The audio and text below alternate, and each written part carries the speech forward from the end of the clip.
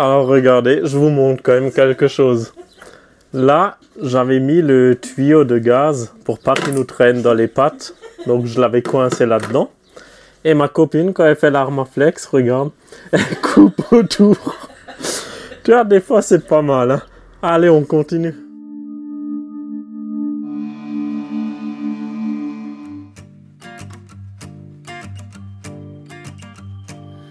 Another night and I'm just walking, city lights and people talking. I don't know where I'm supposed to go. I wonder if you got that feeling, staring at your bedroom ceiling. And think about me the way I think about you. Could you tell me, should I let you go? Yeah, I gotta know, yeah, I gotta know if I'm gonna be yours, so don't you keep me waiting. Yeah, I have to know, yeah, I have to know if you wanna be mine, 'cause this is so frustrating. Tell me now, don't keep me waiting.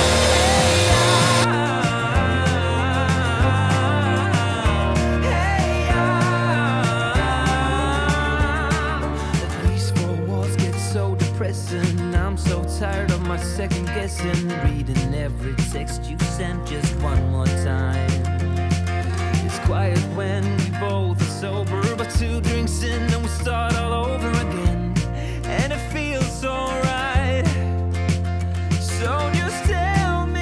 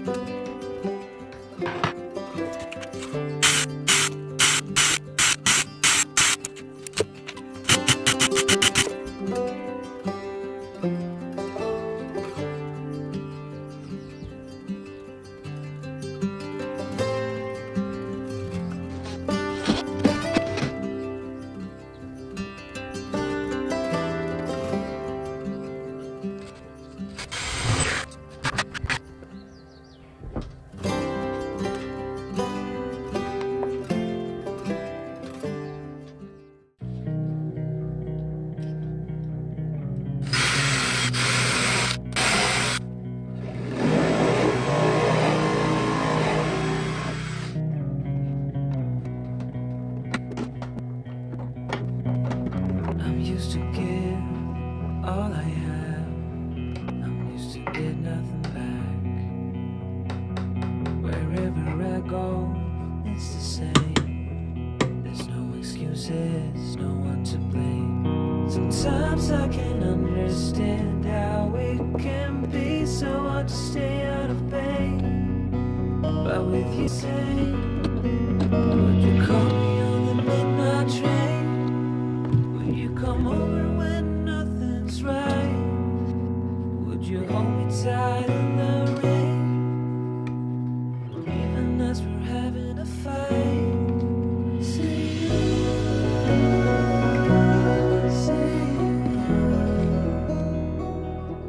Say you.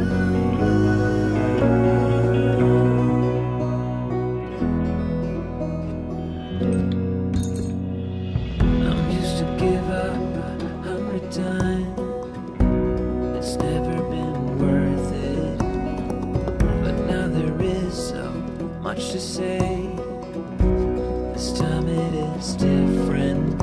Sometimes I can understand how it can be so hard to stay out of pain.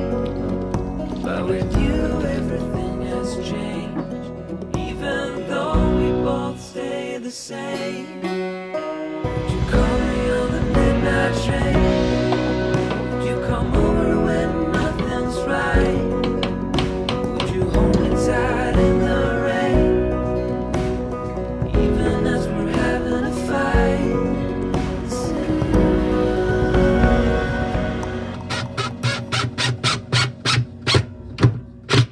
Alors là, tu me vois déballer un Orion XS, donc c'est le nouveau Orion que Big 3 Energy a sorti.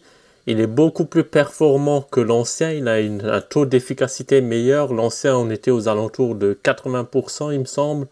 Et maintenant, avec le XS, on approche les 97-98% d'efficacité. L'autre avantage, c'est que je peux monter à 50 ampères au lieu de 30. Tout ça, c'est paramétrable. Et il a une prise VE direct, donc je peux le relier au cerveau. Et je te montrerai l'affichage, ça m'affichera une nouvelle case alternateur où je verrai en temps réel combien fournit l'alternateur et ça sera plus mélangé dans la consommation courant continu comme c'était le cas précédemment. Allez, je te montre ce que j'ai fait, j'ai pas beaucoup filmé. Donc le caisson, le meuble gaz, il est en place, il est vissé au sol. Il me restera encore à faire les joints en silicone, les joints d'étanchéité, ça je ferai plus tard. J'ai mis en place le détendeur aussi. Là en haut, j'ai pré-câblé tous mes câbles électriques. Donc là, j'ai 11 sorties sur 12 d'utiliser. Normalement, actuellement, j'ai tout branché. Donc tous les câbles passent là dans les goulottes. Ça, c'est des goulottes de 40 par 40. Elles sont bien pleines. Il me restera encore à venir avec tous les câbles pour le Cerbo GX. Ça, je ferai dans un prochain temps. Donc là, tu te souviens, tous mes paquets de fils qui sortaient. Donc ils passent dans la goulotte là. Et après, ils vont ici, dans le meuble. Ici, j'ai mis le boîtier 220 avec l'arrivée de la prise P17. Ensuite, ça part au multiplus et ça repart dans le fourgon par ici. Là, le câble bleu et rouge, c'est les câbles qui viennent de ma batterie porteur. Et les deux câbles noirs, là, c'est du panneau solaire. Ici, les 4 fils que tu vois, c'est pour l'antenne 4G. Je t'avais expliqué qu'ici, je ferai un grand tiroir qui sort dans la zone de vie. Et l'antenne 4G, je vais la mettre dans le tiroir. Au moins, si je dois changer la carte SIM de l'antenne 4G, je n'ai pas besoin de me coucher dans la soute. Et si elle bug, s'il faut la redémarrer, tu sais comment c'est une box, c'est comme à la maison. Ça se peut que des fois ça bug, donc je préfère l'avoir bien accessible. Donc les câbles, là, ils rentreront dans le tiroir et voilà, ça suivra comme ça, tout simplement. Hein. Ici, j'avais un trou dans l'échappement du Truma, donc j'ai juste mis 2 tours de scotch. Ça me permet de boucher le trou. Maintenant, rassure-toi, c'est quand Laetitia elle a peint, elle a un peu protégé le tuyau, il n'y a pas de trou, t'inquiète. Ah, ici, il y a encore 4 fils qui sortent, 2 paires de 4 mm carrés. C'est pour aller ici, pour le frigo, et pour alimenter les prises USB là. Donc ça, c'est 4 fils qui passeront dans la soute, dans un petit coffrage. Pour économiser de la longueur de câble, j'avais pas envie de faire tout le tour comme ça, comme j'ai fait pour les autres câbles. Donc tant pis, ça sera des câbles qui passeront dans la soute. Ça me fait gagner facile 2 tiers de longueur. Donc maintenant, avant de mettre en place ici mon panneau électrique, qui ira à peu près jusqu'à là, qui dépasse un peu, je vais d'abord préparer mon tuyau de cuivre. Là, j'ai la sortie du caisson de gaz. Donc là, je vais faire un cuivre qui descend là, qui longe le sol, qui contourne le passage de roue et qui ira jusqu'à là où j'aurai mes vannes de distribution. Donc une vanne qui revient pour le Truma, pour couper le Truma, et une autre vanne qui part pour alimenter ma plaque de cuisson. Donc si là je mets les vannes de distribution, si j'ouvre la scie, j'ai accès aux vannes. Apparemment, il faut que les vannes de coupure soient dans la zone de vie. On ne doit pas devoir sortir du véhicule pour couper le gaz. Donc voilà, si là je les mets dans le coffre, j'arrive à couper le four et le Truma. Par contre, vu que c'est loin du four, enfin loin, on est à 2 mètres du four, il faut bien identifier quelle vanne c'est pour le four et quelle vanne c'est pour le Truma. Oh bordel, il fait chaud aujourd'hui. Hein. Tu te souviens de ce que je m'étais fabriqué pour redresser les tuyaux en cuivre? Bon, je te rassure, ça s'achète, mais j'en avais pas, donc j'en ai fait un avec des déroulements. En fait, je passe ça dedans et ça va redresser toutes les courbures.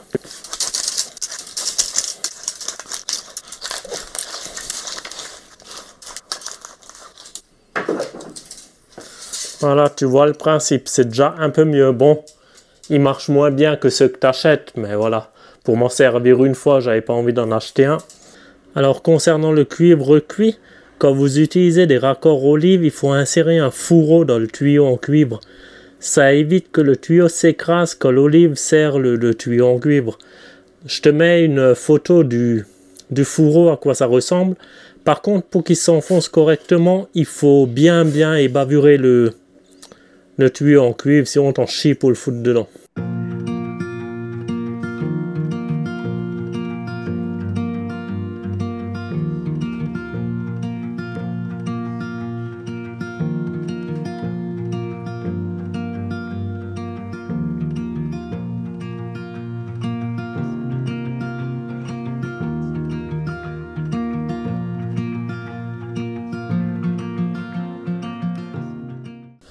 Voilà, tu vois, pour la batterie, je ne suis pas embêté. J'ai juste fait un encadrement en tasseau que j'ai vissé au sol. Et là, ça traînait chez moi. C'est une sangle avec un clapet. Tu tires et ça évite que ça revienne. Tu peux bien tendre. Si tu veux la défaire, tu appuies là-dessus et la sangle elle se défait. Avant, je t'ai filmé ça. C'est le VEBUS BMS Main Detector. En fait, ça fait partie, enfin ça s'achète à part, mais c'est pour le multiplus en fait. Enfin je crois que il faut l'acheter à part, je sais plus, à vérifier. C'est si jamais mon BMS, il coupe toute l'installation parce que la batterie elle est trop déchargée. Si moi je me branche dehors sur la prise P17, vu que le BMS a tout coupé et il surveille plus la batterie pour éviter de la vider encore plus que ce qu'elle est déjà, ben lui il pourra même pas recharger la batterie, puisque le BMS aura tout coupé. Donc en fait, le main detector, là, il va détecter quand il y a du 220 qui arrive de par l'extérieur, il va dire au BMS, et toi, réveille-toi, c'est bon, il y a du jus qui arrive. Voilà, ça sert uniquement à ça, le main detector. Alors juste pour rappel, n'oubliez pas que moi j'ai un BMS séparé. Au bord de la batterie, il y a toujours du jus. C'est le BMS qui pilote par des câbles remote. C'est le BMS qui autorise les charges et les décharges par les câbles remote. Mais en tout cas, là, j'ai toujours du jus. C'est pas comme une batterie avec BMS intégré. Quand le BMS intégré d'une batterie lithium coupe, ici, tu n'as même plus de courant. Tandis que moi, j'en ai toujours. Donc voilà, c'est pour ça qu'il y a plein de petits fils, c'est les remote. Et c'est pour ça que j'ai également 2 batteries Protect. C'est pour le MPPT. Parce que le câble VE direct, il est utilisé pour le Cerbo GX, donc il faut que je le pilote différemment. D'où le batterie Protect pour le MPPT et l'autre batterie Protect pour mes consommateurs. Donc voilà, ça c'est le coffret du BMS. Donc là, j'ai fait tout un branchement avec des relais, j'ai rajouté des petits fusibles. Là, je vais même pas rentrer dans les détails, ça va être trop compliqué à vidéo. Pas envie de me prendre trop la tête avec ça. Pour faire une installation plus simple en lithium, préférez une batterie lithium avec le BMS intégré. Ça vous évitera tout ce montage-là et tous les fils pilotes remote. Donc juste pour faire simple, j'ai dû mettre un relais parce qu'il y a une des 2 sorties qui est de maximum, je sais plus, 20 mA, un truc comme ça. Et ça suffit pas pour alimenter les batteries Protect et le Cerbo GX. Donc là, j'ai mis un petit relais de puissance. Ensuite, là, c'est juste des fusibles pour protéger tous les fils remote. Voilà, en soi, c'est rien de foufou, mais voilà. Donc là, j'ai mon coffret 220 avec l'arrivée de la prise P17 et le retour de par l'onduleur. Alors ici, évidemment, j'ai différentiel et disjoncteur à chaque fois. Parce que, comme dit, moi, j'aurai une vraie terre dans le fourgon. Pour ceux qui ont peur de brancher la terre sur le châssis, sachez que dans les canalisations, dans les baignoires de votre habitation, tout est aussi relié à terre. Donc si soi-disant il y aurait une fuite de courant qui vous électrocuterait, pourquoi on brancherait la terre dans une baignoire? Tu mélanges eau et terre, justement c'est grâce à la liaison équipotentielle que tu risques pas de t'électrocuter. Et bref, je vais même plus rentrer dans les détails avec ça parce que franchement ça m'énerve. Voilà, moi je sais ce que je fais et ça va fonctionner, je m'inquiète pas. Et j'ai déjà fait des tests, ça fonctionne. Ici, j'ai mon petit coffret avec les 2 disjoncteurs bipolaires pour le panneau solaire. Un disjoncteur bipolaire entre le panneau solaire et le MPPT. Et un autre disjoncteur bipolaire entre le MPPT et mon installation. Là, j'ai le fusible général de 200 A. Ici, le fusible de 60 ampères pour le Orion. Et là, un fusible de 80 ampères pour mes consommateurs. Là, j'attends des goulottes. J'en ai plus des goulottes de 40 par 40. J'en ai recommandé. Donc, la suite des câbles, tout ce qui est câble Ethernet et tout ça, je les passerai plus tard dans des goulottes supplémentaires. Là aussi, j'en ai encore rajouté une. Il y aura encore des sorties de câbles. Voilà, pour l'instant, je suis un peu bloqué de ce côté-là. Je t'explique juste aussi, suite à mon nouvel Orion XS. Donc là, tu vois, tu as une case alternateur avec l'ancien Orion. Genre là, tu vois, charge courant continu 9 watts. C'est-à-dire que là, je consomme 9 watts. Quand c'est en positif, c'est que tu es en train de vider la batterie. Et avec l'ancien Orion, quand j'allumais le véhicule, j'avais par exemple moins 200 watts.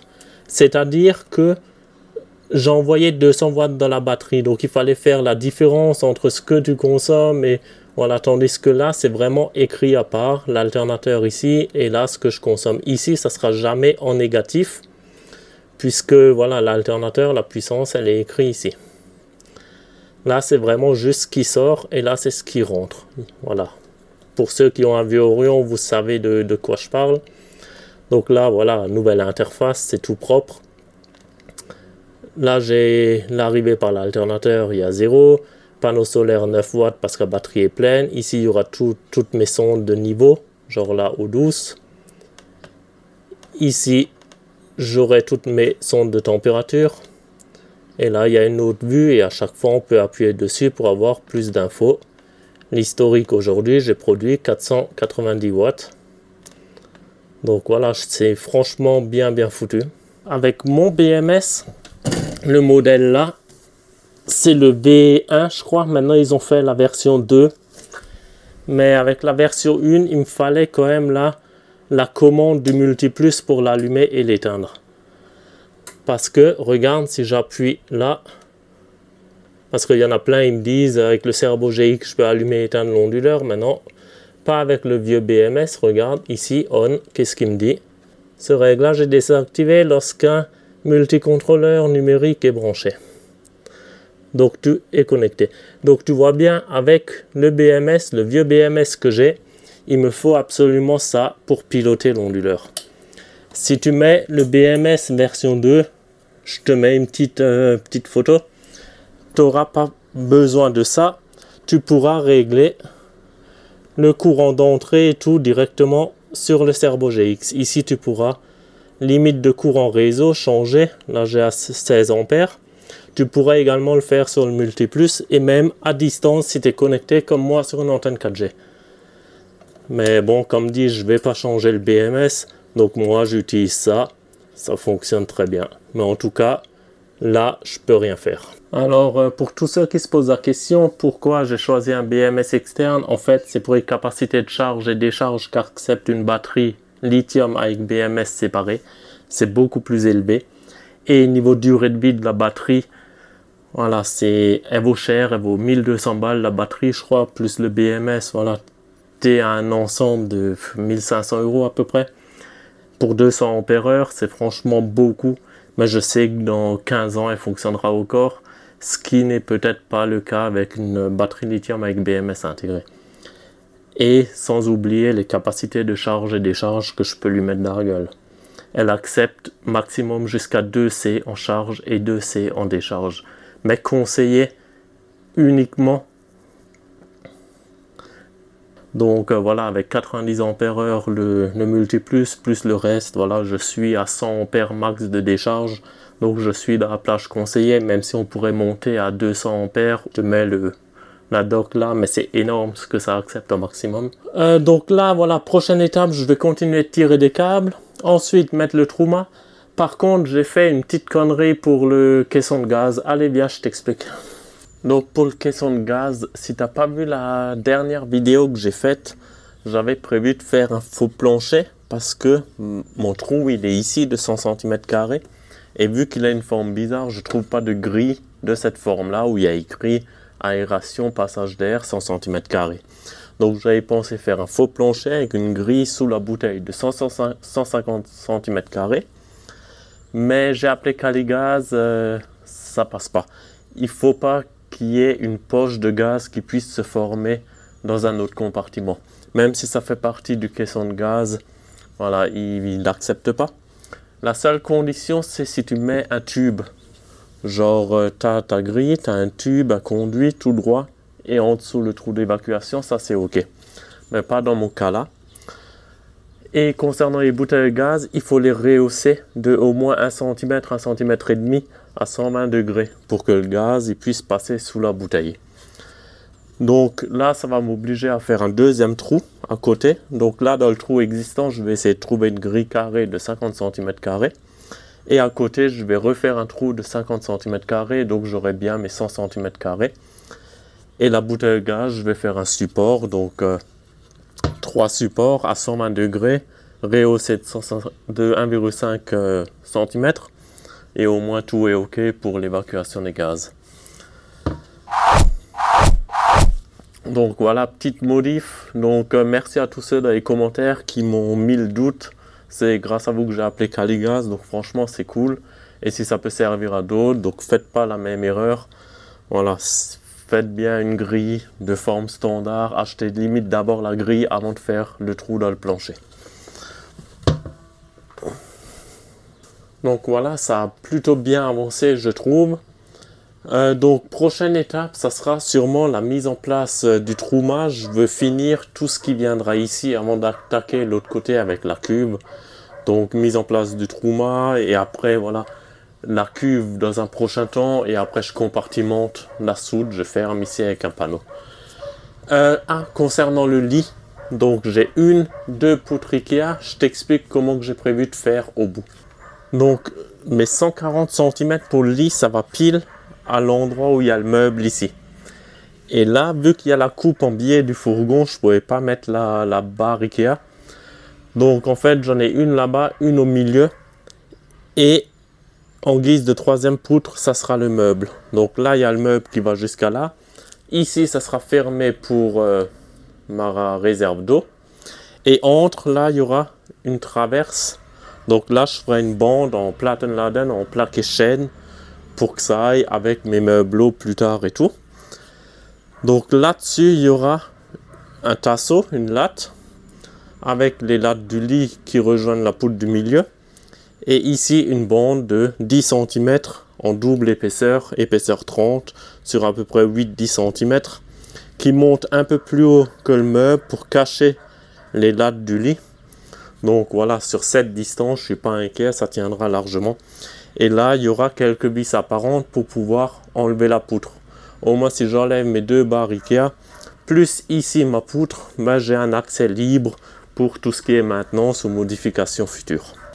Concernant le passage de roue, tu vois, j'en suis quand même embêté à le faire en biais à cause ici de l'échappement du troumage. Je pouvais de toute façon pas le faire droit.